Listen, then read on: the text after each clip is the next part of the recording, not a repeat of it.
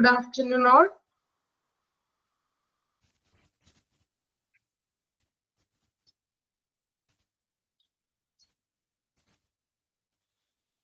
Good afternoon. Okay, അപ്പോൾ നമുക്ക് ഇനി ക്ലാസ് സ്റ്റാർട്ട് ചെയ്യാം. പബ്ലിക് റിലേഷൻസിൽ ഒരു പേജും കൂടി ഇത് നമുക്ക് ബാലൻസ് എടുക്കാനുണ്ട്. അപ്പോൾ കഴിഞ്ഞ ക്ലാസ്സിൽ പ്രസ് മീഡിയ ദെൻ പ്രസ് റിലീസിന്റെ കാര്യങ്ങൾ വരെയാണ് പറഞ്ഞു നിർത്തിയത്, ആണോ?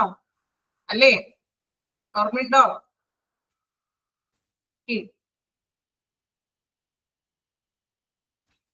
ദെൻ നമുക്ക് നെക്സ്റ്റ് ഒരു പേജും കൂടി ഉള്ളൂ, നോക്കാം. Information regarding the condition of the hospital patient, especially VIPs and very serious patients, should be guided and preferably governed by an approval code. അതായത് ആശുപത്രിയിലെ രോഗികളെ കുറിച്ച് അല്ലെങ്കിൽ പ്രത്യേകിച്ച് സീരിയസ് കണ്ടീഷൻസിലൊക്കെ വരുന്ന രോഗികളുണ്ടാവും അല്ലെ. അപ്പോ അവരുടെ രോഗാവസ്ഥയെ കുറിച്ചുള്ള വിവരങ്ങളെല്ലാം ഒരു അംഗീകാര VIPസിന്റെയും അങ്ങനെയുള്ള കേസസ് ഒക്കെ വരുമ്പോൾ അവരുടെ രോഗത്തെ കുറിച്ചുള്ള അവരുടെ ഡീറ്റെയിൽസ് ഒരു അപ്രൂവൽ ആയിട്ടുള്ള ഒരു കോഡ് മുഖേനയാണ് സൂക്ഷിക്കേണ്ടത്. അപ്രൂവൽ കോഡ് ഉപയോഗിച്ചുകൊണ്ടാണ് അവരുടെ ആ ഒരു മെഡിക്കൽ റെക്കോർഡ്സുകളും കാര്യങ്ങളും സൂക്ഷിക്കേണ്ടത്. സെക്കൻഡ് നോക്കാം. Interviews of patients by the press or taking their photographs should only be permitted if the patient or his or her relatives consent and if it is in the hospital's interest. അതായത് in case ഇപ്പോ രോഗി ഹോസ്പിറ്റലിൽ കിടക്കുന്ന ഒരു രോഗിയാണ്. അപ്പോ ഏതെങ്കിലും ഒരു സിറ്റുവേഷൻസിൽ പ്രസ് റിലീസോ അല്ലെങ്കിൽ എന്താണ് രോഗിയുടെ സമ്മതം, രോഗിയുടെ ഒരു കൺസേൺ ഫോം ഉണ്ടെങ്കിൽ മാത്രമേ ആ രോഗിയുടെ ഫോട്ടോഗ്രാഫ്സ് എടുക്കാനോ അല്ലെങ്കിൽ മറ്റ് മാധ്യമ പ്രവർത്തനങ്ങൾ അകത്തേക്ക് പ്രവേശിക്കാൻ അനുവാദം കൊടുക്കുകയുള്ളൂ. ആള് സമ്മതമാണെന്ന് പറയണം. ഇപ്പൊ ഏതെങ്കിലും ഒരു രാഷ്ട്രീയ നേതാക്കന്മാരോ അല്ലെങ്കിൽ ഇൻ കേസ് ഏതെങ്കിലും സിനിമ ആക്ടേഴ്സ് എന്തെങ്കിലും ഹോസ്പിറ്റലിലൊക്കെ കിടക്കുകയാണെങ്കിൽ അപ്പൊ തന്നെ ഫോട്ടോഗ്രാഫ്സിനും അല്ലെങ്കിൽ മീഡിയാസ് ഒത്തിരി വരാറുണ്ട് അല്ലേ. നമ്മൾ ന്യൂസിലും മറ്റും കാണാറില്ലേ, ഹോസ്പിറ്റലിൽ കിടക്കുന്ന വ്യക്തികളുടെ അടുത്ത് പോയിട്ട് പോലും മീഡിയാസ് ചെല്ലാറുണ്ട് ഇല്ലേ, ആണോ? എന്തൊരു റെസ്പോൺസ് ഇല്ല എല്ലാവരും ക്ലാസ്സിൽ ഇല്ലാരും. ഓക്കെ, ദെൻ അപ്പോ അങ്ങനെയുള്ള ഫോട്ടോസും അതുപോലെ വീഡിയോസും കാര്യങ്ങളൊക്കെ ചെയ്യണമെങ്കിൽ രോഗിയുടെ കൺസേൺഡ് ഫോം രോഗി സൈൻ ചെയ്യണം. രോഗിയുടെ അനുവാദത്തോടു കൂടി മാത്രമേ ഫോട്ടോസും കാര്യങ്ങളും എടുക്കാനായിട്ട് പാടുള്ളൂ. നെക്സ്റ്റ് നോക്കാം. Medical informations regarding patients. രോഗികളെ സംബന്ധിച്ചിട്ടുള്ള മെഡിക്കൽ വിവരങ്ങൾ എന്തൊക്കെയാണെന്ന് നോക്കാം.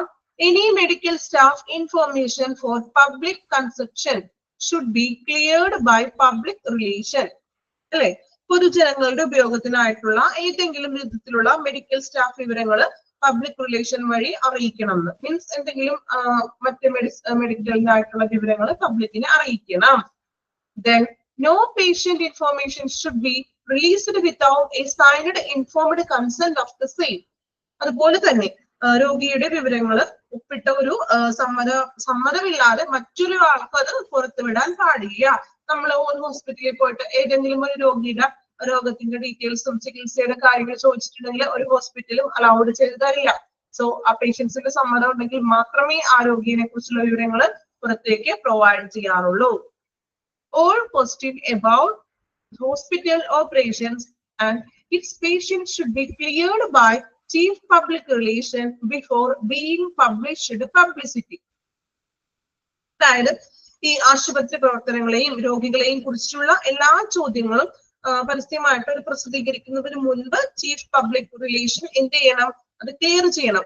രോഗിയെ സംബന്ധിച്ചിട്ടുള്ള ഡീറ്റെയിൽ ഒക്കെ എന്തെങ്കിലും പ്രസിദ്ധീകരിക്കാൻ, റിസൾട്ടുകളും മറ്റും എന്തെങ്കിലും പ്രസിദ്ധീകരിക്കാനുണ്ടെങ്കിൽ അത് ഒന്നുകൂടി കറക്റ്റ് ആണോ ക്ലിയർ ആണോ എന്ന് നോക്കിയിട്ട് ചെക്ക് ചെയ്തതിനു ശേഷം മാത്രമേ അത് പബ്ലിഷ് ചെയ്യാനായിട്ട് പാടുള്ളൂ. രണ്ട് ബോക്സും ഒന്ന് വായിച്ചു നോക്കിക്കോളൂ.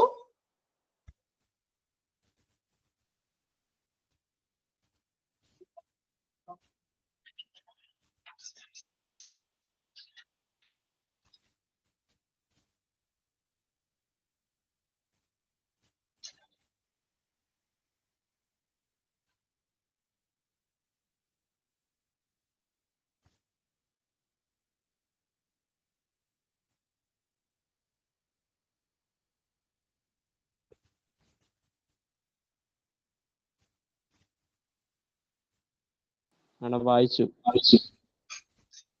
ഓക്കെ, കംപ്ലീറ്റ് ചെയ്തോ? 2 പോയിന്റ് വായിച്ചു മാഡം.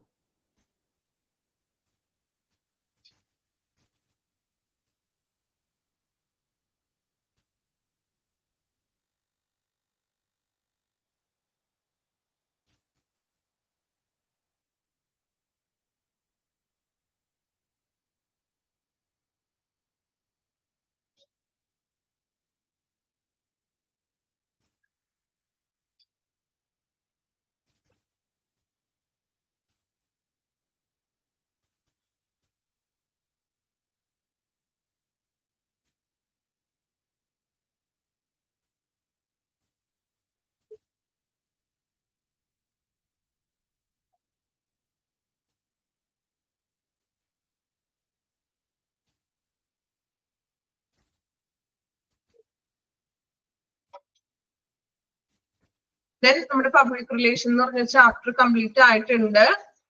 അപ്പോ കുറച്ച് വലിയ ചാപ്റ്റർ ആയിരുന്നു, ഇച്ചിരി ബുദ്ധിമുട്ടൊക്കെ തോന്നിയെന്ന് പറഞ്ഞു. കുഴപ്പമില്ല, അത്യാവശ്യം വേണ്ടുന്ന കാര്യങ്ങളൊക്കെ ഇമ്പോർട്ടൻസ് ആയിട്ടുള്ളത് പറഞ്ഞിട്ടുണ്ട്, അതനുസരിച്ചിട്ട് പഠിക്കാം. ഇപ്പൊ ഫസ്റ്റ് ലോഡിങ് നോക്കുകയാണെങ്കിൽ ഓക്കെ, ഫസ്റ്റ് സെക്ഷനിൽ എഡ്വേർഡ് ബെർണൈറ്റ്സിനെ കുറിച്ചാണ് പറയുന്നത്. അദ്ദേഹത്തിന്റെ ഇമ്പോർട്ടന്റ് ആയിട്ടുള്ള first book crystallizing public opinion important ആണ്, എക്സാമിന് ചോദിക്കാറുണ്ട്. ചിലപ്പോൾ ബുക്കിന്റെ പേര് തന്നിട്ട് ഓതറിനെ ചോദിക്കാറുണ്ട്, അല്ലെങ്കിൽ ഓതറിന്റെ പേര് തന്നിട്ട് ആ ബുക്ക് ചോദിക്കാറുണ്ട്. ദെൻ ഡെഫിനീഷൻസ് പറഞ്ഞിട്ടുണ്ട്. ജോൺ മില്ലറ്റിന്റെ ഡെഫിനേഷൻ പഠിക്കാൻ ഞാൻ പറഞ്ഞിട്ടുണ്ടായിരുന്നു. 2 ലൈനുള്ള ഡെഫിനേഷൻ ആണ്. ജോൺ മില്ലറ്റിന്റെ father of public relation Edward ബെർണൈറ്റ്സിനെ കുറിച്ചുള്ള കുറച്ച് ഡീറ്റെയിൽ ഒക്കെ നമ്മൾ ചെറിയൊരു ഷോർട്ട് നോട്ട് പോലെ എഴുതിയിട്ടുണ്ടല്ലോ, അപ്പൊ അത് നോക്കിയാൽ മതി. പിന്നെ നമ്മള് പബ്ലിക് റിലേഷന്റെ നീഡ്സ് പറഞ്ഞായിരുന്നു അല്ലെ, അപ്പൊ ജസ്റ്റ് അതൊക്കെ ഒന്ന് വായിക്കുക. ദെൻ ഓപ്പറേറ്റീവ് മെത്തേഡ്സിൽ എന്തൊക്കെയാണ് വരുന്നത്, പ്രവർത്തനങ്ങളെല്ലാം തന്നെ അതിനകത്ത് വരുന്നുണ്ട് അല്ലെ. ദെൻ കമ്മ്യൂണിക്കേറ്റീവ് മെത്തേഡിൽ വരുന്നത്, പിന്നെ 3 ഫണ്ടമെന്റൽ കോമ്പോണൻസ് നമ്മൾ നോക്കിയായിരുന്നു, ഇമ്പോർട്ടന്റ് ആണ് അത്. ദെൻ കമ്മ്യൂണിക്കേറ്റീവ് മെത്തേഡിൽ നമുക്ക് ഏതൊക്കെ കാര്യങ്ങളാണ് കൊണ്ടുവരാൻ സാധിക്കുന്നതെന്ന് നോക്കി. അതിനുള്ളിൽ തന്നെയാണ് നമ്മൾ കുറച്ചൊരു 7 കാര്യങ്ങൾ പറഞ്ഞു അല്ലെ. അപ്രോപ്രിയേറ്റ് ഇൻഫോർമേഷൻസ്, സൈനേജും നെയിം ബോർഡ്സ് കൊണ്ടുവരുന്നതും, പിന്നെന്താ കംപ്ലൈൻസ്, അതൊക്കെ കംപ്ലൈൻസ് ബോക്സിൽ നിക്ഷേപിക്കാനും അങ്ങനെയുള്ള കാര്യങ്ങളൊക്കെ പറഞ്ഞാണ്. സ്പീക്കേഴ്സ് ബ്യൂറോ ഇമ്പോർട്ടന്റ് ആണ്, സിഇഒ ആണ് ഇതിൽ ഇമ്പോർട്ടന്റ് ആയിട്ടുള്ള പേഴ്സൺ എന്ന് പറയുന്നത്. ദെൻ അഡ്വൈസറി കമ്മിറ്റി എന്ന് പറഞ്ഞാൽ എന്താണ്, സജസ്റ്റ് ചെയ്യുന്നതാണ്. ഹോസ്പിറ്റൽ അഡ്മിനിസ്ട്രേഷന്റെ മെത്തേഡ്സുകളും കാര്യങ്ങളൊക്കെ സജസ്റ്റ് ചെയ്യുന്നതാണ് അഡ്വൈസറി കമ്മിറ്റി എന്ന് പറയുന്നത്. ദെൻ ഇൻഡിക്കേറ്റേഴ്സ് ആണ് നമ്മൾ നോക്കിയത്. പബ്ലിക് റിലേഷൻ കമ്മ്യൂണിറ്റിയിൽ ഇൻഡിക്കേറ്റ് നമുക്ക് എന്തൊക്കെ രീതിയിൽ പബ്ലിക് റിലേഷൻ നല്ല രീതിയിൽ പോകുന്നുണ്ടോ എന്ന് അളക്കാൻ വേണ്ടിയിട്ടുള്ളതാണ് സർവീസും കാര്യങ്ങളൊക്കെ. അതൊക്കെ ഒന്ന് ജസ്റ്റ് നോക്കി വെക്കുക എന്തൊക്കെയാണെന്ന്. പിന്നെ നമ്മൾ പേഷ്യൻസ് സാറ്റിസ്ഫാക്ഷൻ സർവേയും കാര്യങ്ങളും പറഞ്ഞു. പിന്നെ ഇവിടെ ഒരു ഐസഡർ ഷാർപ്പിന്റെ ഒരു ഡെഫിനേഷൻ പറഞ്ഞിട്ടുണ്ടായിരുന്നു, ഇമ്പോർട്ടന്റ് ആണ് അത്. ഡെഫിനേഷൻസും അത് ആരാണോ ഡെഫിനേഷൻസ് എഴുതിയത് അവരുടെ പേരും കൃത്യമായിട്ട് പഠിക്കാം. ഇതിന്റെ ഇടയിൽ നമുക്ക് ഫുൾ ഫോമുകളൊക്കെ ഉണ്ടെങ്കിൽ അത് നോട്ട് ചെയ്ത് പഠിക്കണം. ലാമ വരുന്നുണ്ട്, ലാമയിൽ തന്നെ നമ്മൾ പറഞ്ഞു ലാമ ഉണ്ട്, AMA ഉണ്ട്, DMA ഉണ്ട്. ഓക്കെ, DAMA കേട്ടോ. ലാമ എന്ന് പറഞ്ഞാല് leaving against medical advice, AMA against medical advice, DAMA എന്ന് പറഞ്ഞാൽ ഡിസ്ചാർജ് അഗെയിൻസ്റ്റ് മെഡിക്കൽ അഡ്വൈസ്. പറഞ്ഞു പോയതാണ്, റിപ്പീറ്റ് ചെയ്യുന്നുള്ളൂ. പിന്നെ നമ്മൾ നോക്കിയത് qualities of a public relation ഓഫീസറിന്റെ ക്വാളിറ്റീസ് എന്തൊക്കെയാണെന്നാണ് നോക്കിയത്. പിന്നെ നമ്മൾ റോള് നോക്കി, മെയിൻ ആയിട്ട് നമ്മൾ പറഞ്ഞു 4 എണ്ണം പഠിക്കാൻ പറഞ്ഞു. ACPO advocate, communicator, problem solver, opinion master. Functions ആണ് നോക്കിയത്. ദെൻ നമ്മൾ പ്രസ് റിലീസും കാര്യങ്ങളും മറ്റും ഇതിനകത്ത് ചർച്ച ചെയ്തത് കേട്ടോ. ഓക്കെ, അപ്പൊ ആ ഒരു ചാപ്റ്റർ കംപ്ലീറ്റ് ആയിട്ടുണ്ട്. നന്നായിട്ട് പഠിക്കാം. ഇനിയിപ്പോ 3rd മൊഡ്യൂളൊക്കെ ഓരോ ചാപ്റ്റർ ഒക്കെ കഴിഞ്ഞിട്ടുണ്ട്. എന്ത് ചെയ്യുക, ഓരോ ചാപ്റ്റർ കഴിയുമ്പോൾ അതനുസരിച്ച് പഠിക്കുക. മറ്റു ഫസ്റ്റ് ആൻഡ് സെക്കൻഡ് മൊഡ്യൂൾ പോലെ ലാസ്റ്റ് നിമിഷത്തേക്ക് വേണ്ടി എല്ലാം കൂടി പഠിക്കാൻ പറ്റുന്ന തരത്തിലുള്ള ചാപ്റ്റേഴ്സ് അല്ല. അത് നിങ്ങൾക്ക് കണ്ടപ്പോൾ തന്നെ മനസ്സിലായി കാണുമല്ലോ, കുറച്ച് ലെങ്തി ആയിട്ടുള്ള ചാപ്റ്റേഴ്സ് ആണ് അല്ലെ. സോ ഓരോ ചാപ്റ്റർ കഴിയുമ്പോൾ അതനുസരിച്ചൊന്ന് പഠിച്ചു പോയാൽ നിങ്ങൾക്ക് ബുദ്ധിമുട്ടുണ്ടാവില്ല. നമ്മൾ അവസാന നിമിഷം ഇതെല്ലാം ഓർമ്മയിൽ നിൽക്കണം എന്നില്ല. സോ എന്ത് ചെയ്യുക, കറക്റ്റ് ആയിട്ട് ഒരു ഫോളോ അപ്പ് ചെയ്യുക, പഠിക്കുക. ഓക്കെ, ഇനി നമുക്ക് നെക്സ്റ്റ് ഒരു ചാപ്റ്റർ ആണ് എടുക്കാൻ പോകുന്നത്. കഴിഞ്ഞ ക്ലാസ്സിൽ ഞാൻ പറഞ്ഞായിരുന്നു എത്തിക്കൽ ആൻഡ് ലീഗൽ ഇഷ്യൂസ് എന്ന് പറഞ്ഞൊരു ചാപ്റ്റർ നമുക്ക് സ്റ്റാർട്ട് ചെയ്യണം. ഓക്കെ,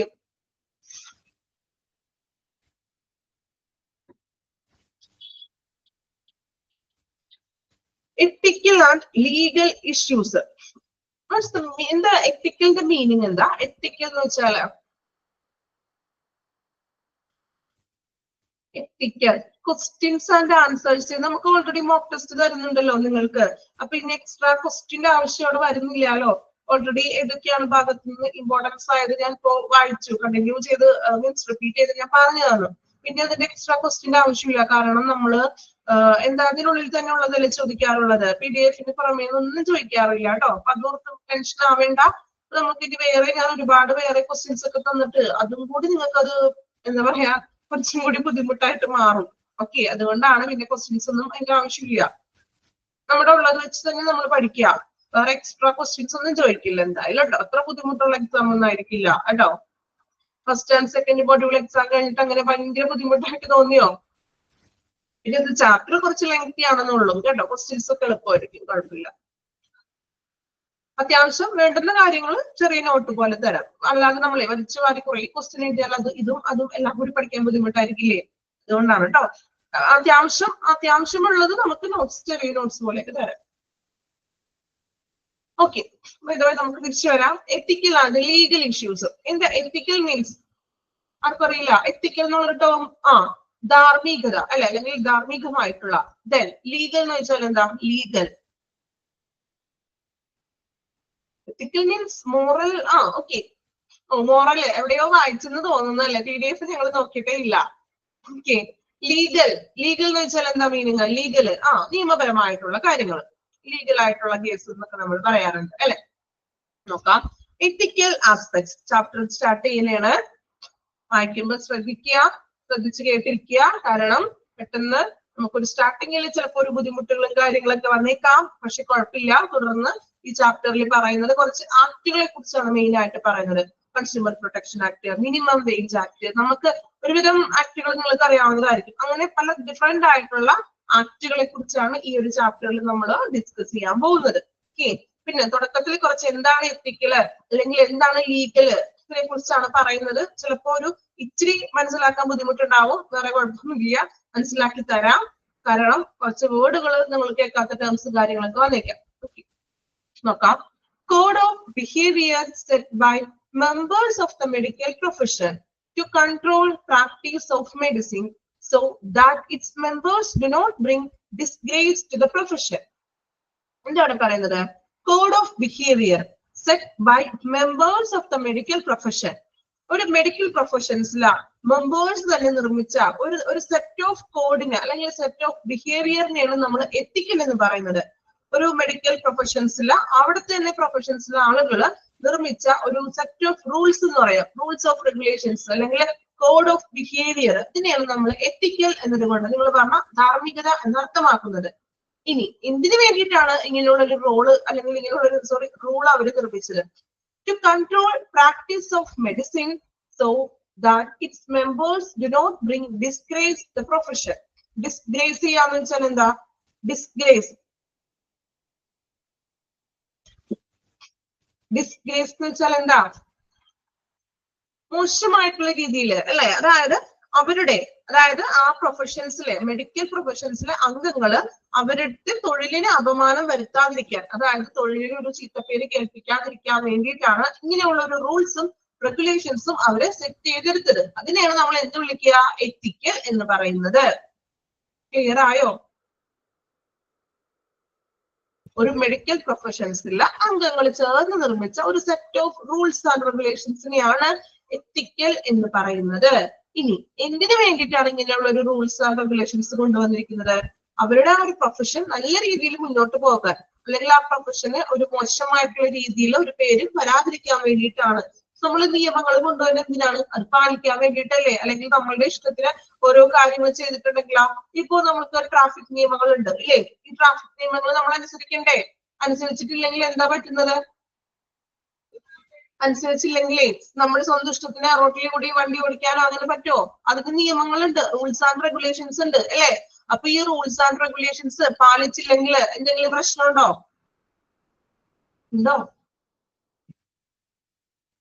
എന്തോ പറ്റി റെസ്പോൺസ് ഒന്നും ഇല്ലാലോ? ഒരു ക്ലാസ് കഴിഞ്ഞിട്ട് ആകെ ഉറക്കത്തിലാണോ? പ്രശ്നമുണ്ട്. പണിഷ്മെന്റ് കിട്ടും, ഫൈൻ അടിക്കും അല്ലെ? അപ്പൊ അങ്ങനെയുള്ള കാര്യങ്ങളൊക്കെ ഉണ്ട്. സോ അതാണ് ഇവിടെ പറയുന്നത് എത്തിക്സ്. റൂൾസിനെയാണ് എത്തിക്സ് എന്ന് ഉദ്ദേശിക്കുന്നത് കേട്ടോ. At its simplest ആയിട്ട് പറയുകയാണെങ്കിൽ ethics is A system of moral principle. ഒരു ധാർമ്മിക തത്വങ്ങളെയാണ് നമ്മൾ എന്ത് വിളിക്കുക? എത്തിക്സ് എന്ന് വിളിക്കുന്നത്. Ethics is A system of moral principles. Then ethics is a concerned with what is good for individual and society and is also described as a moral philosophy. Ethics concerned ആയിരിക്കുന്നത് എന്താണ്? ധാർമ്മിക തത്വങ്ങളുടെ ഒരു സംവിധാനമാണ് എന്ത് പറയുന്നത്? Ethics എന്ന് പറയുന്നത്. Then അത് നമ്മൾ എന്ത് ചെയ്യുന്നു? ഒരു വ്യക്തികൾക്കോ അല്ലെങ്കിൽ good for individual and society, ഒരു വ്യക്തിക്കോ അല്ലെങ്കിൽ വ്യക്തികൾക്കോ സമൂഹത്തിനോ നല്ലതുമായിട്ട് ബന്ധപ്പെട്ടിരിക്കുന്ന കാര്യങ്ങളാണ്. ജനറൽ ഐഡിയ അല്ലെങ്കിൽ സമൂഹത്തിനും വ്യക്തികൾക്കും നല്ലത് മാത്രം ചെയ്യാൻ വേണ്ടി ബന്ധപ്പെട്ടിരിക്കുന്ന അതിനെയാണ് നമ്മൾ എത്തിക്സ് എന്ന് വിളിക്കുന്നത്. നിയമങ്ങളാണ്, നല്ലത് ചെയ്യാൻ വേണ്ടിയിട്ടുള്ള നിയമങ്ങൾ കൊണ്ടുവരുന്നത്. Then also described as moral philosophy. നമ്മൾ എത്തിക്സിനെ തന്നെ മോറൽ ഫിലോസഫി എന്ന് വിളിക്കും. അതായത് ധാർമ്മിക തത്വചിന്ത എന്ന് വിളിക്കുന്നു. ഫിലോസഫി എന്ന് പറഞ്ഞാൽ എന്താ? തത്വചിന്ത. അപ്പോ ധാർമ്മിക ഫിലോസഫി എന്നും നമ്മൾ വിളിക്കുന്നു. അതാണ് ഈ എത്തിക്സ് എന്ന് ഉദ്ദേശിക്കുന്നത്. Then a code of ethics is wide.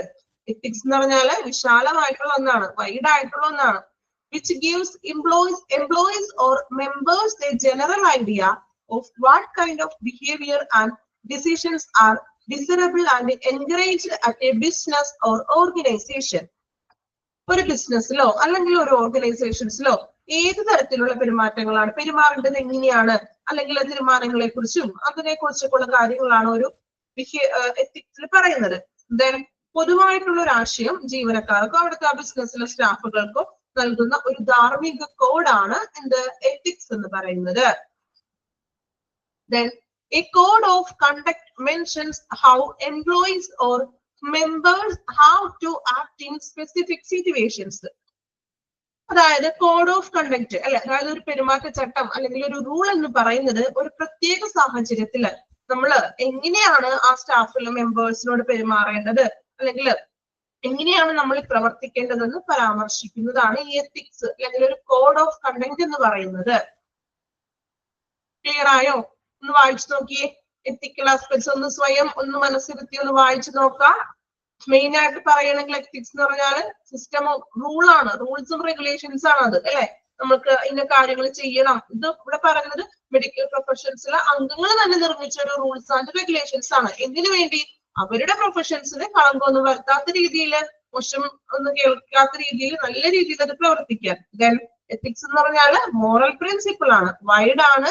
അതൊരു ഓർഗനൈസേഷൻസിലായാലും ഒരു ബിസിനസ്സിലായാലും അവിടുത്തെ സ്റ്റാഫ് എങ്ങനെ പ്രവർത്തിക്കണം, എങ്ങനെ പെരുമാറണമെന്ന് ഈ കോഡിൽ പറയുന്നു. ഓക്കെ, ഇനി വായിച്ചു നോക്കിക്കോളൂ എത്തിക്കൽ ആസ്പെക്ട്സ്. ആ പാരഗ്രാഫ് മാത്രം വായിക്കാം.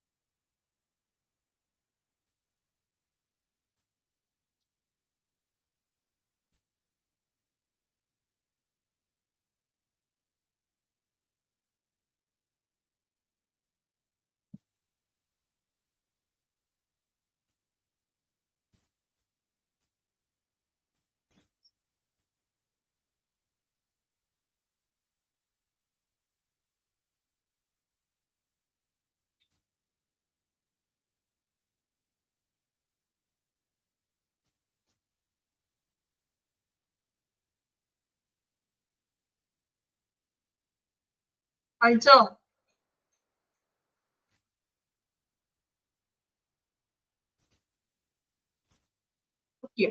ദെൻ നിങ്ങൾ ആ വായിച്ചതിനകത്ത് സിംപ്ലസ്റ്റ് എന്ന് പറഞ്ഞോണ്ട് എഴുതിയേക്കണ കണ്ടോ?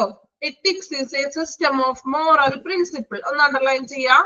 Ethics is A system of moral principles.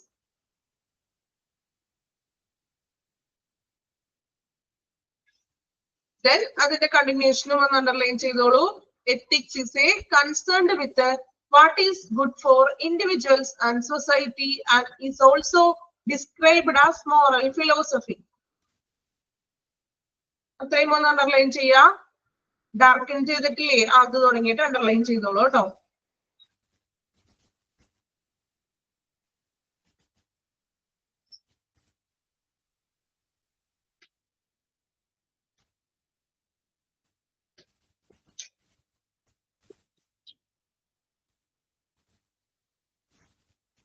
Okay, then next നോക്കാം ലീഗൽ ആസ്പെക്ട്സ്. ലീഗൽ എന്ന് നിങ്ങൾ പറഞ്ഞു നിയമങ്ങൾ അല്ലെങ്കിൽ നിയമവശങ്ങൾ എന്ന് പറയാം. അപ്പോ എന്താണ് ലീഗൽ ആസ്പെക്ട്സ് എന്ന് നോക്കാം. Law means set of rules to guide human action. എന്താണ്? മനുഷ്യ പ്രവർത്തനങ്ങളെ നിയന്ത്രിക്കാനായിട്ടുള്ള ഒരു സെറ്റ് ഓഫ് റൂൾസിനെയാണ് നമ്മൾ ലോ എന്ന് വിളിക്കുന്നത്, അല്ലെ?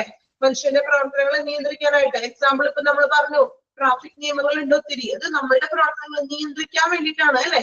നമ്മളുടെ സുരക്ഷയ്ക്ക് വേണ്ടിയിട്ടാണല്ലോ ഇങ്ങനെയുള്ള നിയമങ്ങൾ കൊണ്ടുവരുന്നത്. സോ ഹ്യൂമൻ ആക്ഷന്റെ കൺട്രോൾ ചെയ്യാൻ അല്ലെങ്കിൽ നിയന്ത്രിക്കാൻ വേണ്ടിയിട്ടാണ് നമ്മൾ സെറ്റ് ഓഫ് റൂൾസ് കൊണ്ടുവരുന്നത്.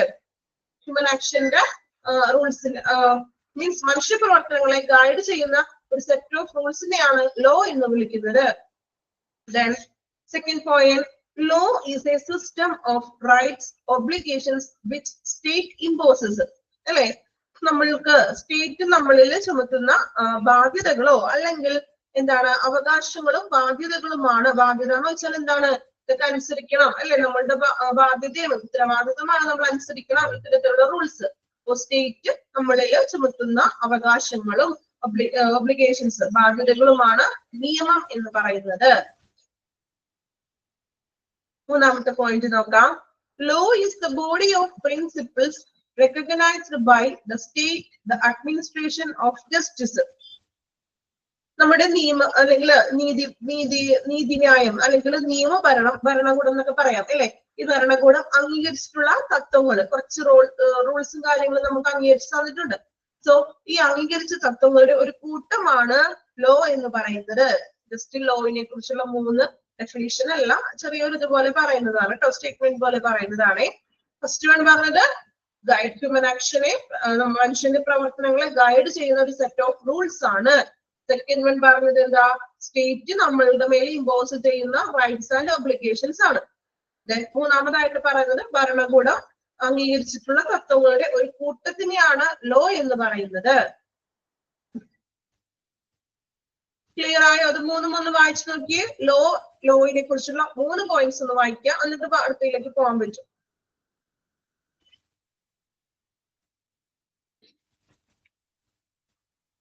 ഫസ്റ്റത്തെ 2 പോയിന്റ് അണ്ടർലൈൻ ചെയ്ത് വെച്ചോളൂ, ഇമ്പോർട്ടന്റ് ആണ്. Law means set of rules to guide human action. Then law is a system of rights and obligations which state imposes. എക്സാമിന് ഏതെങ്കിലും വിധത്തിൽ ചോദിക്കാറുണ്ട് ലോയിനെ കുറിച്ച്.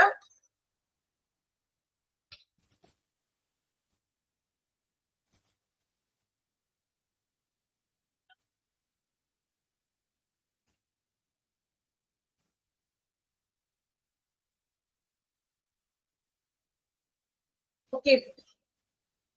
Then courts or police may impose this system of rules and punish people who violate the laws, such as by paying a fine or other penalty, including jail. നമ്മൾ പറഞ്ഞു ഇപ്പോ traffic നിയമങ്ങളൊക്കെ ഉണ്ട്, അല്ലെ? ഇപ്പൊ ഹെൽമെറ്റ് വെക്കണം, അല്ലെങ്കിൽ എന്തൊക്കെയാണ് നിയമങ്ങൾ പറയുന്നത്? എക്സാമ്പിൾ എന്തൊക്കെയാണ് എന്ന് പറഞ്ഞു നോക്കി. ട്രാഫിക് നിയമങ്ങളിൽ തന്നെ സെൽഫോൺ ഉപയോഗിച്ച് വണ്ടി ഓടിക്കാൻ പാടില്ല. ദെൻ എന്താണ്? ആൽക്കഹോള് കഴിച്ചുകൊണ്ട് ഡ്രൈവ് ചെയ്യാൻ പാടില്ല. പിന്നെ എന്തൊക്കെയാണ്? ആൽക്കഹോൾ പറഞ്ഞു. ഓക്കെ. ദെൻ ട്രാഫിക്കിന്റെ എക്സാമ്പിൾ എടുത്ത് പറഞ്ഞാട്ടോ ഞാൻ. ഹെൽമെറ്റ്, പിന്നെന്താണ്? സ്പീഡ്, അല്ലെ? സീറ്റ് ബെൽറ്റ് ധരിക്കണം. പിന്നെ എന്തൊക്കെയാണ്? ഹെൽമെറ്റ് പറഞ്ഞു, seat belt, okay. Alcohol, over speed, okay. Licence വേണം, അല്ല? അത് ശരിയാണ് കേട്ടോ, licence. Then smoking, okay.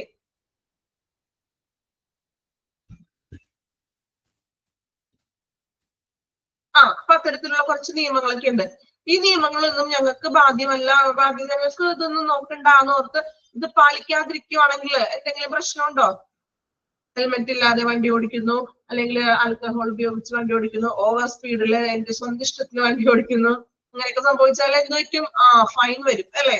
Fine അടക്കേണ്ട ബാധ്യസ്ഥ നമുക്കുണ്ട് അല്ലെ. അപ്പോ കോഡ്സ് അല്ലെങ്കിൽ അല്ലെ കോടതിയോ അല്ലെങ്കിൽ പോലീസിനോ ഈ ചട്ടങ്ങളൊക്കെ ഏർപ്പെടുത്തിയേക്കാം. അല്ല നിയമം ലംഘിക്കുന്ന ആളുകളോട് പിഴയോ പെനാൽറ്റി ഉണ്ടാവും. ചില കേസുകൾക്ക് ചിലപ്പോൾ ജയിൽ ശിക്ഷ വരെയൊക്കെ അനുഭവിക്കാവുന്ന ഇങ്ങനെയുള്ള റൂൾസ് ആൻഡ് റെഗുലേഷൻസ് ഒക്കെ വരുമ്പോൾ എന്തെങ്കിലും ചില കേസുകൾക്ക് ഇപ്പൊ ഈ പറഞ്ഞ പോലെ മയക്കുമരുന്ന് കേസുകളോ അങ്ങനെയുള്ള കേസുകളൊക്കെ ഉണ്ടാവില്ലേ, അപ്പോ ജയിൽ ശിക്ഷ വരെ അനുഭവിക്കാൻ ഇടയുണ്ട്. Okay, then hospital administration is obliged to have clear understanding of ethical and legal responsibilities. അപ്പോ ധാർമ്മികവും നിയമപരമായിട്ടുള്ള ഉത്തരവാദിത്തങ്ങളെ കുറിച്ച് ഹോസ്പിറ്റൽ അഡ്മിനിസ്ട്രേഷൻ എന്താണ് വ്യക്തമായിട്ടുള്ള ഒരു ധാരണ അവർക്ക് ഉണ്ടായിരിക്കണമെന്ന്. ഈ നിയമവശങ്ങളെയും അല്ലെങ്കിൽ നിയമങ്ങളെ കുറിച്ചൊക്കെ വ്യക്തമായിട്ടുള്ള ഒരു ധാരണ ഹോസ്പിറ്റൽ അഡ്മിനിസ്ട്രേഷൻകാർക്ക് ഉണ്ടായിരിക്കണം. Management is responsible for policies for maintaining safe hospital physical facility. Service must ensure building conforms to local bylaws, safety regulations, sanitation arrangements, etc. അപ്പോ നമ്മൾ പറഞ്ഞു നിയമവശങ്ങളെ കുറിച്ചൊക്കെ ഒരു ധാരണ ഹോസ്പിറ്റൽ അഡ്മിനിസ്ട്രേഷൻ ഉണ്ടായിരിക്കണം. ദെൻ അതുപോലെ തന്നെ മാനേജ്മെന്റ് റെസ്പോൺസിബിൾ ആയിരിക്കേണ്ടത് എന്തിനെ കുറിച്ചൊക്കെയാണ്?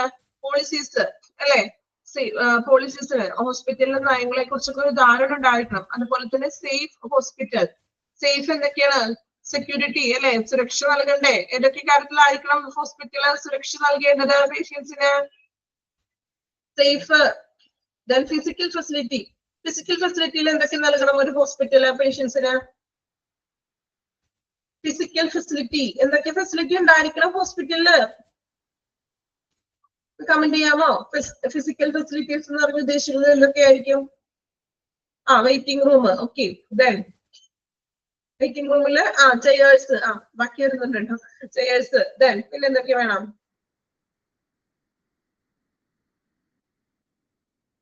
വെയിറ്റിംഗ് റൂമും ചെയേഴ്സ് മാത്രം മതിയോ? ടോയ്ലറ്റ്സിന്റെ സൗകര്യങ്ങൾ, ടോയ്ലറ്റ്സിന് പറയുന്നുണ്ട്, സാനിറ്റൈസേഷൻ വരുന്നുണ്ട്, ഇനി കുഴപ്പമില്ല, ഇരുന്നോട്ടെ. പിന്നെ എന്തൊക്കെ വേണം? കുടിവെള്ളമൊക്കെ സജ്ജമാക്കി വെക്കണ്ടേ? വേണ്ടേ? വെള്ളം കുടിക്കാനുള്ള ഡ്രിങ്കിങ് വാട്ടർ ഫെസിലിറ്റി ഒക്കെ വേണം. പിന്നെ ചെയർ മാത്രമല്ല അത്യാവശ്യം ബെഞ്ചസും അങ്ങനെയുള്ള കാര്യങ്ങളൊക്കെ അല്ലെ. വേസ്റ്റ് ബിൻ വേണം. ഓക്കെ, ഫെമി പെട്ടെന്ന് ഓർത്തല്ലേ, വേസ്റ്റ് ബിൻ. സാനിറ്റൈസർ. ശരി. ബുക്സ്, എന്റർടൈൻമെന്റ് വായിക്കാനൊക്കെ ആയിട്ട്. വാട്ടർ വേണം. ഫാൻ വേണം. ഫാനൊക്കെ ഉണ്ടാവുമല്ലോ ഓൾറെഡി അല്ലേ. ഇനി എ സി വേണമെന്നായിരിക്കും എടുത്തത്. Fan or A C. Okay, പരിഗണിക്കാം.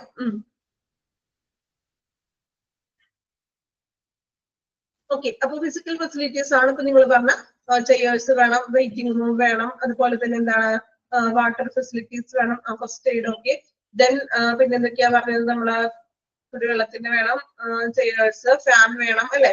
അത്യാവശ്യം ഫിസിക്കൽ ഫെസിലിറ്റീസ് വേണം. ദെൻ സർവീസസ്, സർവീസസുകൾ എന്തൊക്കെയായിരിക്കണം? സർവീസ് നല്ല രീതിയിലുള്ള സേവനങ്ങള്. ഏതൊക്കെയായിരിക്കാം സേവനങ്ങൾ എന്ന് ഉദ്ദേശിക്കുന്നത്? സേവനങ്ങള് ഏതൊക്കെ സേവനങ്ങളാണ് ഹോസ്പിറ്റലിൽ പ്രൊവൈഡ് ചെയ്യേണ്ടത്? വീൽ ചെയേഴ്സ് ഉണ്ട്. പിന്നെ ലോണ്ട്രി, സ്ട്രക്ചർ. വീൽ ചെയർ അപ്പൊ സ്ട്രക്ചർ വേണമല്ലോ. ആംബുലൻസ്, ആംബുലൻസ് സൗകര്യങ്ങള്, പിന്നെ ബെഡ് അറേഞ്ച്മെന്റുകള്, റൂംസ്, അങ്ങനെയുള്ള കാര്യങ്ങളൊക്കെയാണ് സർവീസിൽ വരുന്നത്. Then must ensuring building conforms to local bylaws. Building ഒക്കെ നിയമാനുസൃതമായിട്ടുള്ള ബിൽഡിങ്ങുകളൊക്കെ പണിയണം അല്ലെ. വെറുതെ ഇഷ്ടത്തിന് ബിൽഡിംഗ് ഒന്നും പണിയാൻ പാടില്ല. അതിന് കറക്റ്റ് നിയമവശങ്ങളൊക്കെ നോക്കിയിട്ട് വേണം ബിൽഡിംഗ് കൺസ്ട്രക്ഷൻ ഒക്കെ സ്റ്റാർട്ട് ചെയ്യാൻ. ദെൻ സേഫ്റ്റി റെഗുലേഷൻസ്, സേഫ്റ്റി റെഗുലേഷൻസിൽ എന്തൊക്കെ കാര്യങ്ങളാണ് ഹോസ്പിറ്റലിലുള്ളത്? സേഫ്റ്റി റെഗുലേഷൻസ്, ബയോമെഡിക്കൽ വേസ്റ്റും സ്പില്ലേജ് വേസ്റ്റ് ഒക്കെ കഴിഞ്ഞതാണോ നിങ്ങളുടെ ചാപ്റ്റേഴ്സ്? കഴിഞ്ഞാണോ? കഴിഞ്ഞതാണ്. എന്നിട്ടാണോ മിണ്ടാതിരിക്കുന്നത്? എന്തൊക്കെയാണ് വേണ്ടത്? PPE. ഓക്കെ, ക്ലൂ ഞാൻ അങ്ങോട്ട് തന്നല്ലോ നിങ്ങൾക്ക്. ഓക്കെ, പിന്നെ എന്തൊക്കെയാണ് സേഫ്റ്റി റെഗുലേഷൻസിൽ വരുന്നത്? PPE കിറ്റ് മാത്രം മതിയോ? വേസ്റ്റ് മാനേജ്മെന്റിന്റെ കാര്യം അല്ലെ. അതുപോലെ തന്നെ ഫയർ എക്സിക്യൂഷന്റെ ഒക്കെ കാര്യം ഓർമ്മയുണ്ടോ? തീയൊക്കെ പിടിക്കുമ്പോഴേ മാസ്ക്, ഓക്കെ, ലേബലൈസ്ഡ് ആയിട്ടുള്ള ബിൻസ്, ഗൗൺസ്, ഓക്കെ, ഇത് ഫയർ എക്സ്റ്റിംഗ്വിഷർ ഉണ്ട്.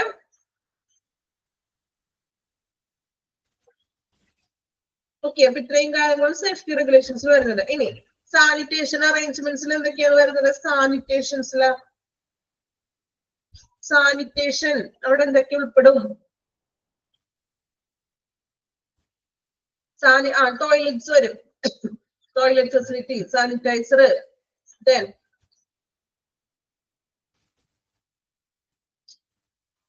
ക്ലീനിങ്ങും മറ്റും സംബന്ധമായിട്ടുള്ള കാര്യങ്ങളൊക്കെയാണ് സാനിറ്റൈസേഷനിൽ വരുന്നത്.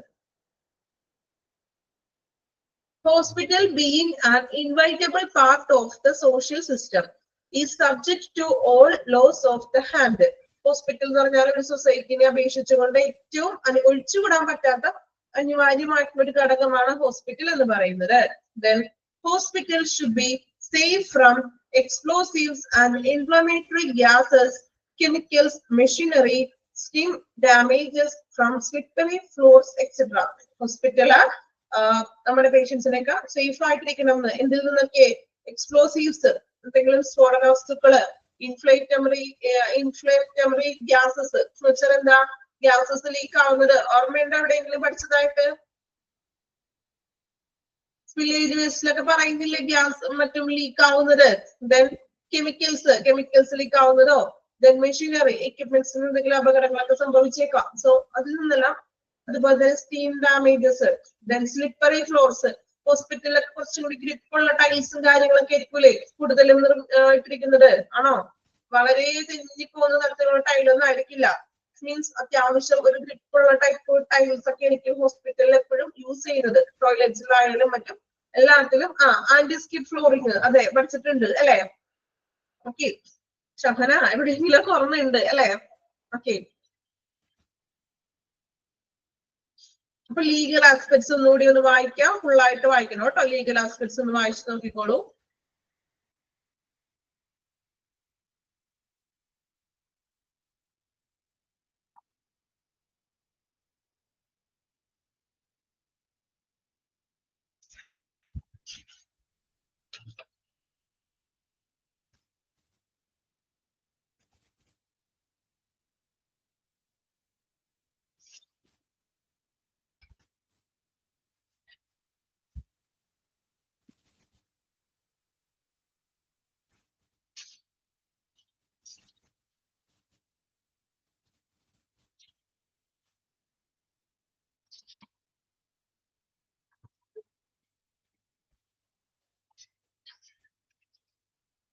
ലീഗൽ ആസ്പെക്ട്സ് വായിച്ചു നോക്കാം.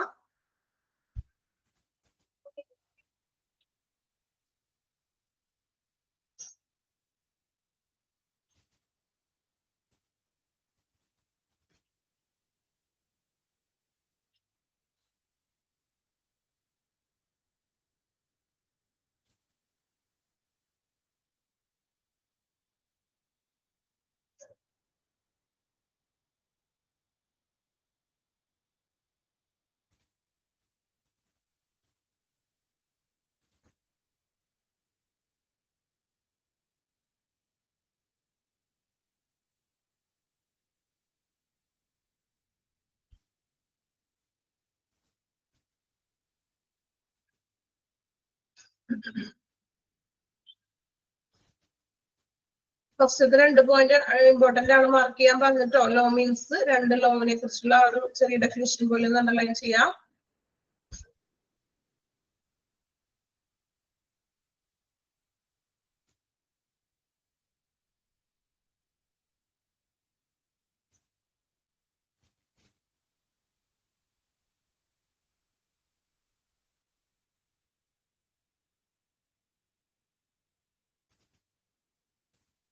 ഓക്കെ, അടുത്ത ഭാഗത്തേക്ക് പോകാം.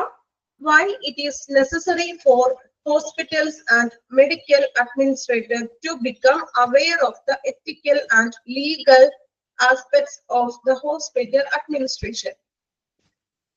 എന്തുകൊണ്ടാണ് നെസസറി ആയിട്ടും ഹോസ്പിറ്റൽ ആൻഡ് മെഡിക്കൽ അഡ്മിനിസ്ട്രേറ്റർ എത്തിക്കലും ലീഗൽ ആയിട്ടുള്ള ആസ്പെക്ട്സിനെ കുറിച്ച് അറിയേണ്ടതെന്ന്? എന്തുകൊണ്ടാണ് അങ്ങനെ അറിഞ്ഞിരിക്കണം എന്ന് പറയുന്നത്? അതിന്റെ റീസൺസ് ആണ് ഇനി പറയുന്നത്. ശ്രദ്ധിക്കുക, പോയിന്റ് ആണല്ലോ. First one, increasing number of medico legal cases. വർദ്ധിച്ചു വരുന്ന മെഡിക്കോ ലീഗൽ കേസസുകൾ. Minimise civil and criminal legal proceeding. അതായത് എന്താണ്, മിനിമൈസ് ചെയ്യാൻ, criminal and legal proceedings minimise ചെയ്യാൻ വേണ്ടി, കുറയ്ക്കാൻ വേണ്ടിയിട്ട്. Then ensure quality of medical care. കൂടുതൽ എന്താ നിയമപരമായിട്ടുള്ള ഗുണനിലവാരമായിട്ടുള്ള മെഡിക്കൽ കെയർ ഉറപ്പുവരുത്താൻ. നാലാമത് പറയുന്നത്, in India lawyers are very little trained as yet in the complex issue involved in a medical cases. ഇന്ത്യയിലെ വരുന്ന നിയമവർഷങ്ങളിൽ ഇതുവരെ പരിശീലനം, അധികം ട്രെയിനിങ്സ് ഒന്നും ലഭിച്ചിട്ടില്ല. അപ്പൊ ഹോസ്പിറ്റലിനെ സംബന്ധിച്ച് അല്ലെങ്കിൽ മെഡിക്കൽ കേസുകളുമായിട്ട് ബന്ധപ്പെട്ട സങ്കീർണമായിട്ടുള്ള പ്രശ്നങ്ങളെ ഹോസ്പിറ്റൽ അഭിമുഖീകരിക്കേണ്ടതായിട്ട് വരുന്നുണ്ട്. സോ അവർക്ക് ഈ നിയമവശങ്ങൾ എന്താണോ അതിനെക്കുറിച്ചുള്ള ഒരു ട്രെയിനിങ്സ് ഒന്നും ലഭിച്ചിട്ടില്ല.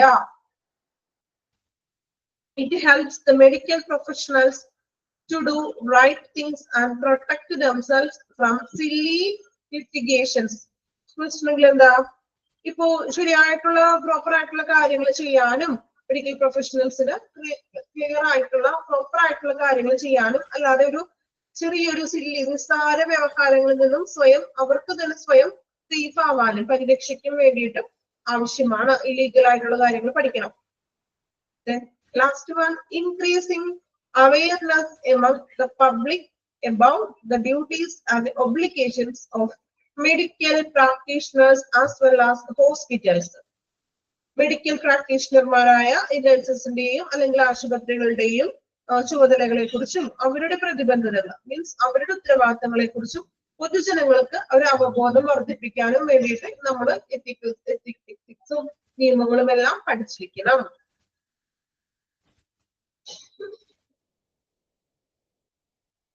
ഓക്കെ, റിസൾട്ട്സ് ആണ്. 6 പോയിന്റ് ഉണ്ട്, ഒന്ന് വായിച്ചു നോക്കിക്കോളൂ. 6 പോയിന്റ്.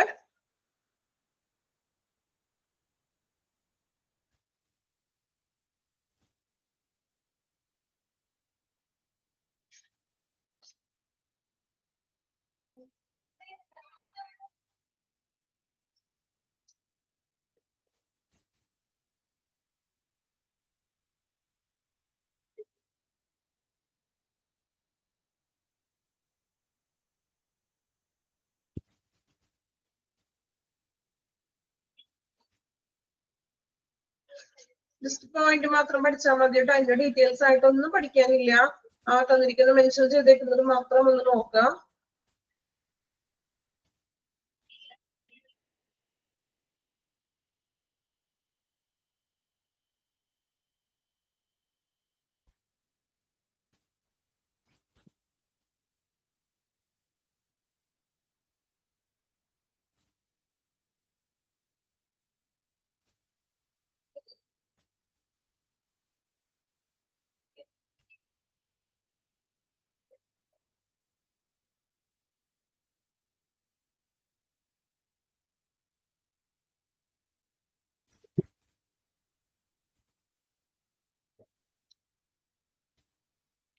ഓക്കെ, കഴിഞ്ഞോ? കംപ്ലീറ്റ് ചെയ്തോ? വായിച്ചോളൂ കേട്ടോ, മനസ്സിലാക്കി വായിക്കണേ.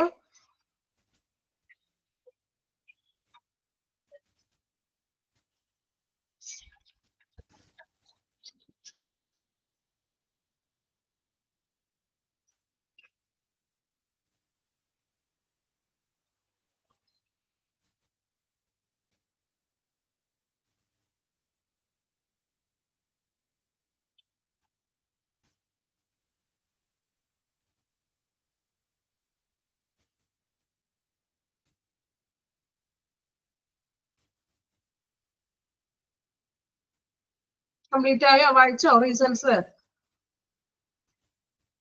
ഫിനിഷ്. ഓക്കെ,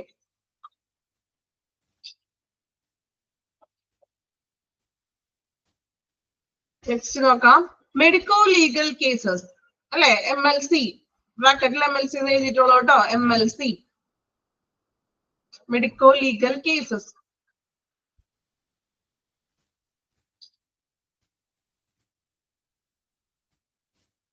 നോക്കാം.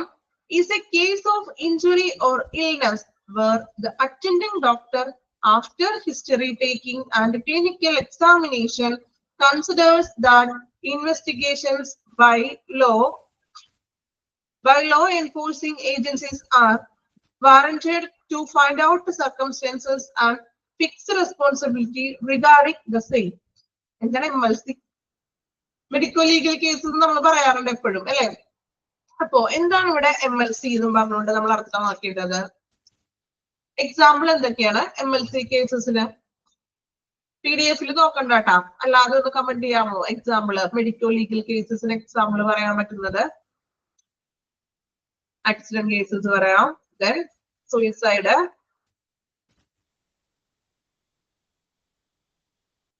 മർഡർ,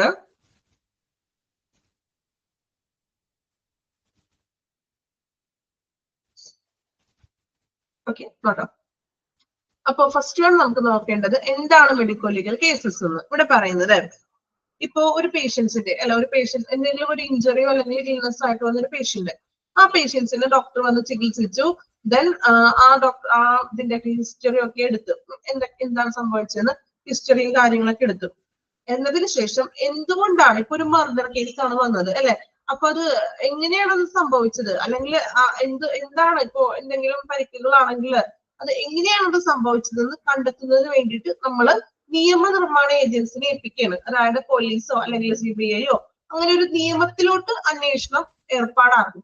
ആ അന്വേഷണം നിയമം വഴി, അതായത് ഇപ്പൊ പോലീസോ മറ്റ് ഏതെങ്കിലും വഴി നിയമം ഈ സംഭവം എന്താണ് ഈ പേഷ്യൻസിന് ഇയാൾക്ക് പറ്റിയത് എന്ന് കണ്ടെത്താൻ വേണ്ടിയിട്ട് നമ്മളൊരു നിയമനിർമ്മാണ ഏജൻസിക്ക് അത് വിട്ടുകൊടുക്കുന്ന അത്തരത്തിലുള്ള കേസുകളെയാണ് എന്ത് വിളിക്കുക? Medico legal cases. അതായത് ഒരു പോലീസിന്റെയോ അല്ലെങ്കിൽ ഒരു CBI അതുപോലുള്ള ഇപ്പൊ ഡോക്ടേഴ്സ് അതിന്റെ ഹിസ്റ്ററിയും കാര്യങ്ങളൊക്കെ കണ്ടുപിടിച്ചിട്ടുണ്ടാവും. പക്ഷെ അത് എന്തുകൊണ്ടാണ് ഇപ്പൊ ഒരു മർഡർ കേസാണ് അല്ലെ, അപ്പൊ അത് എങ്ങനെ സംഭവിച്ചു, അല്ലെങ്കിൽ ആരാണ് അതിന്റെ ഉത്തരപ്രതി, നമ്മൾ ഒരു നിയമം മുഖേനയാണ് അത് കണ്ടുപിടിക്കുന്നത് അല്ലെ. അപ്പൊ അങ്ങനെയുള്ള നിയമനിർമ്മാണ ഏജൻസി, അതായത് പോലീസോ CBI അങ്ങനെയുള്ള നമ്മൾ അവർക്ക് കൈമാറുമ്പോഴാണ് അത് മെഡിക്കൽ ലീഗൽ കേസ് എന്ന് പറയുന്നത്. ക്ലിയർ ആണോ? എന്താ മെഡിക്കൽ ലീഗൽ കേസ് എന്ന് നമുക്ക് ചോദിച്ചാൽ പറയാൻ പറ്റുമല്ലോ. നമ്മള് അന്വേഷണം ഒരു നിയമനിർമ്മാണത്തിലോട്ട് കൈമാറുമ്പോഴാണ് നമ്മൾ അതിനെ മെഡിക്കോ ലീഗൽ കേസ് എന്ന് പറയുന്നത്. ഇപ്പൊ നോർമൽ ഒരു വ്യക്തിക്ക് എന്തെങ്കിലും അസുഖങ്ങളായിട്ട് ചെന്ന് ഓൾറെഡി അത് കണ്ടുപിടിച്ചു, അപ്പൊ അതിന് വേറെ പോലീസ് അന്വേഷണങ്ങളോ മറ്റും ആവശ്യമില്ല അല്ലെ. ഇപ്പൊ ഇതുപോലെ ആക്സിഡന്റ് കേസ് വരുമ്പോൾ അത് എങ്ങനെ സംഭവിച്ചു അല്ലെ, അല്ലെങ്കിൽ അതിനൊക്കെ കണ്ടുപിടിക്കാൻ വേണ്ടിയിട്ടാണ് നമ്മൾ പോലീസിന്റെ ഒരു ഹെൽപ്പ് തേടും. പോലീസ് വന്ന് കേസ് എടുക്കും, അങ്ങനെയുള്ള കാര്യങ്ങളൊക്കെ ചെയ്യും. അപ്പൊ അതിനെയാണ് നമ്മൾ എന്ത് വിളിക്കുക? MLC cases, medico legal case എന്ന് പറയുന്നത്. ക്ലിയർ ആണോ? നമ്മൾ കുറെ ചാപ്റ്റേഴ്സിൽ പറയാറുണ്ട് MLC ഒക്കെ, പറഞ്ഞു പോയിട്ടുണ്ട് മുന്നേ ഉള്ള ചാപ്റ്റേഴ്സിൽ അല്ലേ? പറഞ്ഞിട്ടുണ്ടോ? എന്ത് പറ്റിയിരുന്ന ക്ലാസ്സില് ഒരു ഫസ്റ്റ് ക്ലാസ് കഴിഞ്ഞപ്പോഴൊക്കെ എല്ലാരും എന്ത് പറ്റി? ഉറക്കത്തിലാണോ? പകുതി ഉറക്കത്തിലാണെന്ന് തോന്നുന്നു, ആണോ? ഓക്കെ, MLC പറഞ്ഞിട്ടുണ്ട് നമ്മൾ ഇതിക്ക് മുന്നേ. ഓക്കെ, മെഡിക്കോ ലീഗൽ കേസ് ആ ഒരു കുഞ്ഞു പാരഗ്രാഫ് ഒന്ന് വായിച്ചു നോക്കി പെട്ടെന്ന്.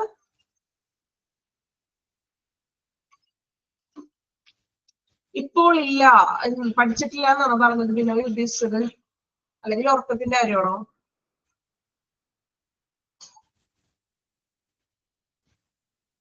ഉറക്കം. നേരത്തെ അപ്പൊ ഉറങ്ങിയിരുന്നു ഫസ്റ്റ് പീരീഡ്? ഉറങ്ങിയിരിക്കായിരുന്നു എല്ലാവരും? കഴിഞ്ഞ പീരീഡ് ഉറക്കത്തിലായിരുന്നോ?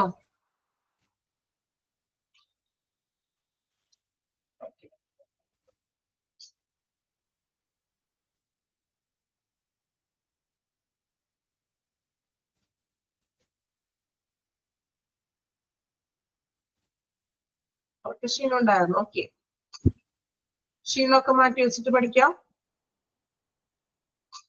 മെഡിക്കോ ലീഗൽ കേസ് വായിച്ചു നോക്കിക്കോളൂ.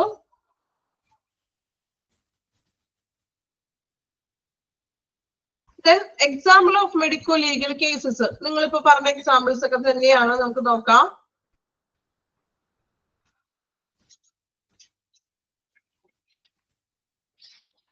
First one RTA. എന്താ RTA? റോഡ് ട്രാഫിക് ആക്സിഡന്റ് കേട്ടോ. റോഡ് ട്രാഫിക് ആക്സിഡൻസ് എഴുതിയെടുക്കുക. Road traffic accident.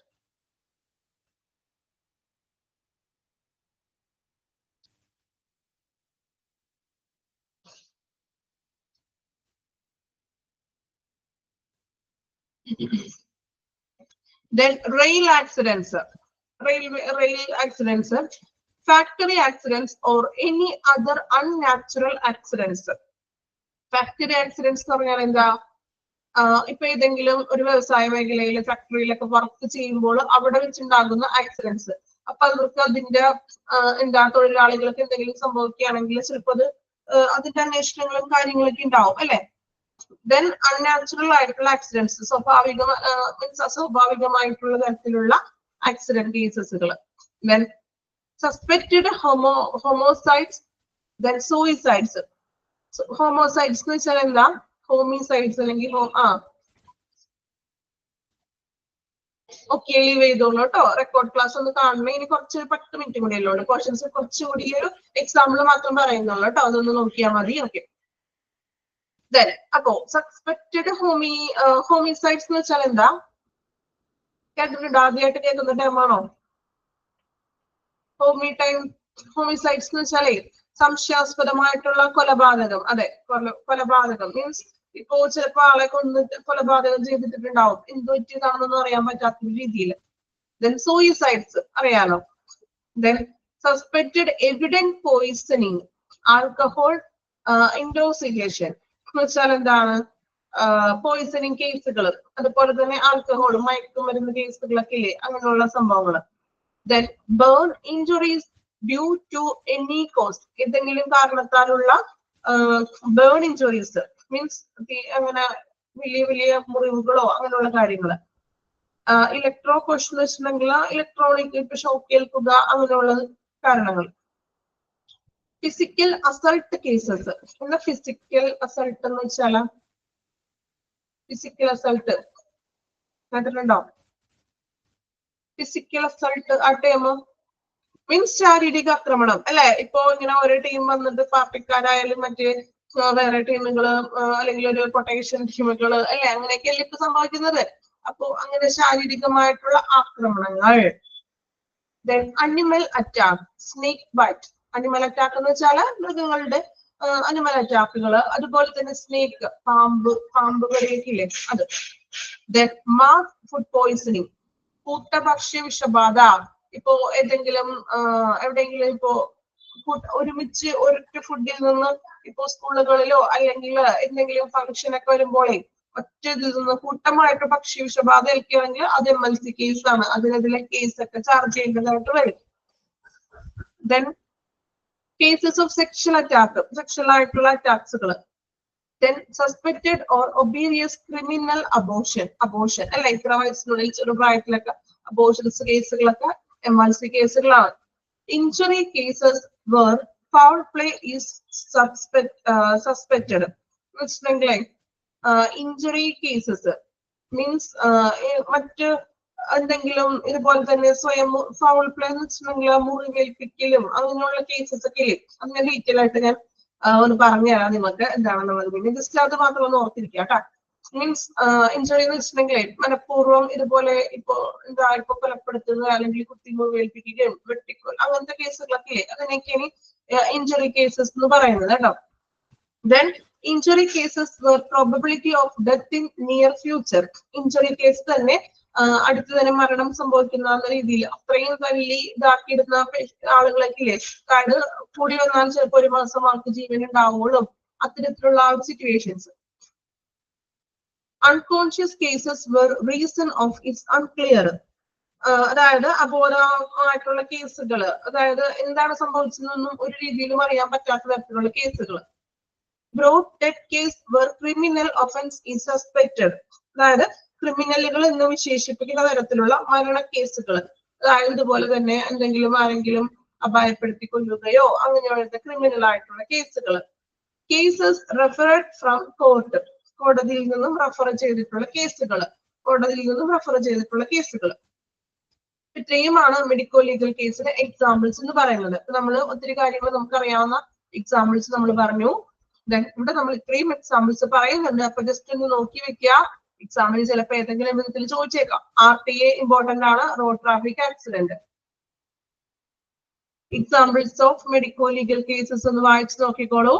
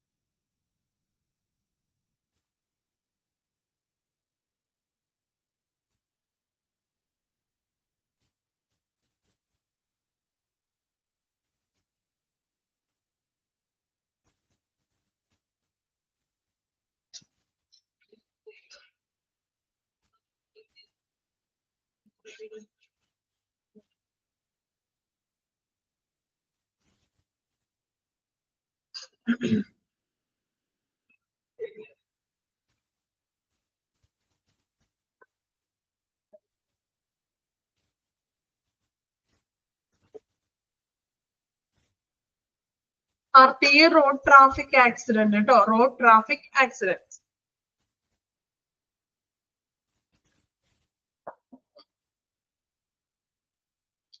Okay, then next ഒരു ഒരു സൈക്കിൾ പോലെ തന്നിട്ടുണ്ട്. ജസ്റ്റ് എന്താണെന്ന് ലോസിനെ കുറിച്ചാണ്. Law of consumer protection act ഉണ്ട്. കൺസ്യൂമർ പ്രൊട്ടക്ഷൻ ആക്ട് 2 വട്ടം പറഞ്ഞിട്ടുണ്ട് കേട്ടോ. പൊതുവായിട്ടുള്ള ആക്ട്സുകള്, മെഡിക്കൽ പ്രൊഫഷണൽ ആക്ട്സുകള്, മിസ്ലേനിയസ് ആക്ട്സുകള്. ഇത് ഇനി പറയാൻ പോകുന്ന ആക്ടുകളെ കുറിച്ചുള്ള ഒരു ചെറിയൊരു ഫ്ലോ ചാർട്ട് പോലെ തന്നതാണ് കേട്ടോ. അപ്പൊ നമുക്ക് ഇനി ഈ ചാപ്റ്ററിലെ കുറച്ച് ആക്ടുകളെ കുറിച്ചാണ് ഇനി പഠിക്കാനുള്ളത്. അപ്പൊ കുറച്ചൊക്കെ നമുക്ക് അറിയാവുന്നതാണ് കേട്ടോ. ഇപ്പൊ മിനിമം വേജ് ആക്ട്, അതുപോലെ തന്നെ എന്താ കൺസ്യൂമർ പ്രൊട്ടക്ഷൻ ആക്ട്, ഇതൊക്കെ നമ്മൾ കേട്ടിട്ടുള്ളതല്ലേ? ആണോ? ജസ്റ്റ് ആക്ടുകൾ എന്താണെന്നതിന്റെ ഡീറ്റെയിൽ ആയിട്ടൊന്നും പഠിക്കാനില്ല. എന്താണോ ആക്ട് അതെന്താണെന്ന് ജസ്റ്റ് മനസ്സിലാക്കി വെക്കാൻ മാത്രമേ ഉള്ളൂ. അതിന്റെ ഇയറും ഉണ്ട്, അതിന്റെ ഒപ്പം പഠിക്കണം. ബൈ ഹാർട്ട് ചെയ്ത് കുറച്ച് ഇയറുകൾ പഠിക്കാനുണ്ട്. ഓക്കെ, ആക്ടിനെ കുറിച്ചാണ് പറയുന്നത്. അതിൽ വേറെ പ്രത്യേകിച്ചൊന്നും ഇനിയിപ്പോ എക്സ്ട്രാ തുടക്കത്തിലൊരു എത്തിക്കൽ ആൻഡ് ലീഗല് ഇതെന്താണെന്നൊന്ന് മനസ്സിലാക്കി എടുക്കാനുള്ള ഒരു ബുദ്ധിമുട്ട് മാത്രമുള്ള സ്റ്റാർട്ടിങ്ങില. അത് കഴിഞ്ഞാൽ പിന്നെ അത് സിമ്പിൾ ആണ്. ആക്ടുകളെ കുറിച്ച് മാത്രമാണ് ഇതിൽ പറയുന്നത് കേട്ടോ. ബുദ്ധിമുട്ടാണെന്നൊന്നും വിചാരിക്കേണ്ട, എളുപ്പമാണ്. ആക്ടുകൾ നമുക്ക് പഠിക്കാനുണ്ട് കുറച്ച്, ഇത്രേ ഉള്ളൂ. അത് ഇമ്പോർട്ടന്റ് ആയിട്ടുള്ള ആക്ടുകൾ ഏതൊക്കെയാണെന്ന് പറയാം. ഇപ്പൊ ക്വസ്റ്റ്യൻസ് കൂടുതലും ഇതുവരെ വന്ന് കണ്ടിട്ടുള്ള തരത്തിലുള്ളത് ഏതിൽ നിന്നൊക്കെയാണെന്ന് പറഞ്ഞു തരാം. പ്രത്യേകം നിങ്ങൾ അത് നോട്ട് ചെയ്തിട്ട് അതെന്ത് ചെയ്യാ പഠിക്കാം. ഓക്കെ,